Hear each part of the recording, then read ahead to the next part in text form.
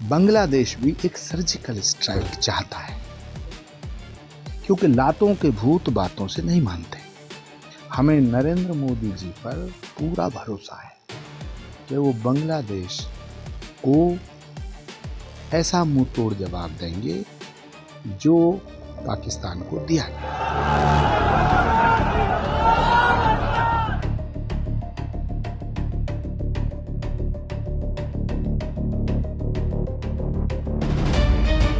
बांग्लादेश में अल्पसंख्यक हिंदुओं पर हमले रुकने का नाम नहीं ले रहे। वहां हिंदू व्यापारी खोकन चंद्र दास को उनके ही घर के बाहर उग्र भीड़ ने घेर कर पहले तो बेरहमी से पीटा, फिर चाकू मारा गया और आखिर में पेट्रोल डालकर उन्हें जिंदा जलाने की कोशिश की गई।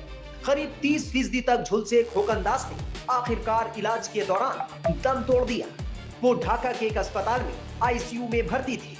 शनिवार सुबह करीब 8 बजे ढाका मेडिकल कॉलेज हॉस्पिटल की बर्न यूनिट में उन्होंने आखिरी सांस ली।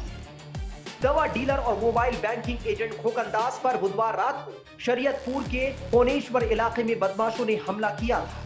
जब वो अपनी दुकान बंद करके घर लौट रहे थे, उन्हें चाकू मारा गया था।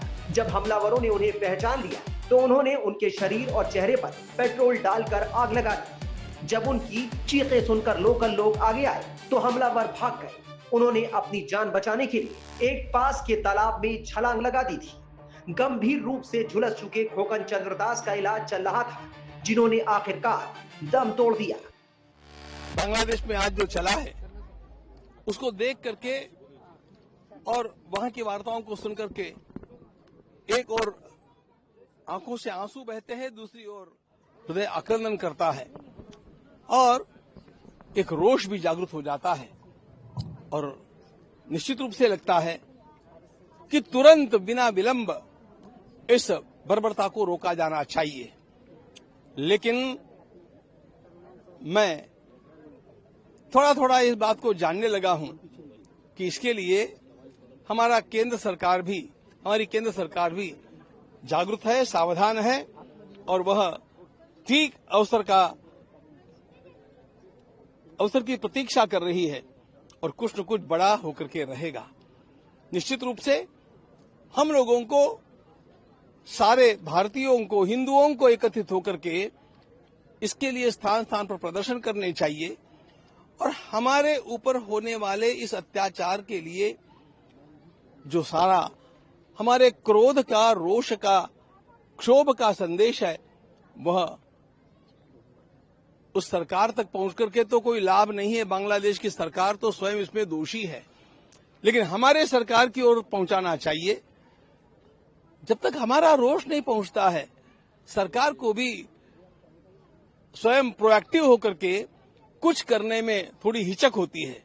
इसलिए मैं लोगों से आह्वान करूंगा कि स्थान स्थान पर इसके लिए मोर्चे निकाल करके, जन जागरण करके और यह क्षोभ सरकार की कानों तक पहुंचाया जाए। सरकार निश्चित रूप से कुछ करेगी, ऐसा मेरा विश्वास है। वही शाहरुख खान फिल्म अभिनेता जो है बांग्लादेश के प्लेयरों को इंडिया में खेलने दे रहे हैं, इस पर क्या कहेंगे आप?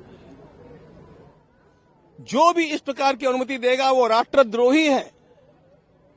ऐसे नीच लोगों के साथ हमारी संगति नहीं होनी चाहिए और इस प्रकार के लोगों को किसी प्रकार का प्रोत्साहन नहीं मिलना चाहिए जो बांग्लादेश अथवा पाकिस्तान के खिलाड़ियों को यहां पर ला करके और उनका मार्केटिंग करवाना चाहते हैं।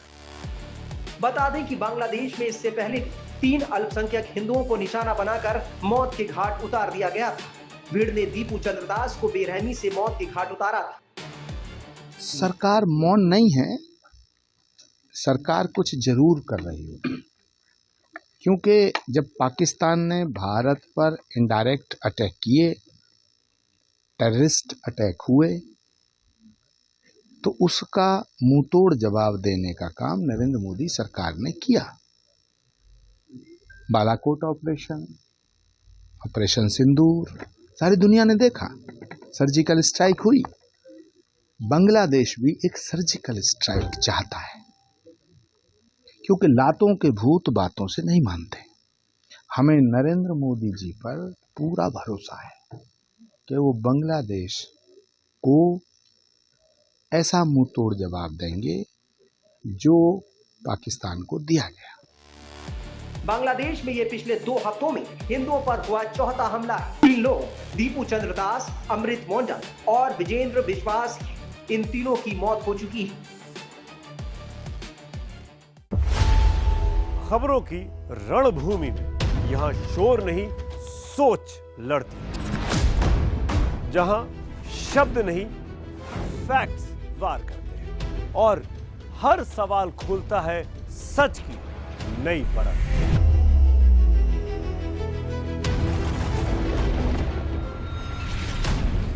चक्रव्यूह आपके अपने सुमित अवस्थी के साथ सोमवार से शुक्रवार शाम 6:57 पर टाइम्स नाउ नव भारत पर।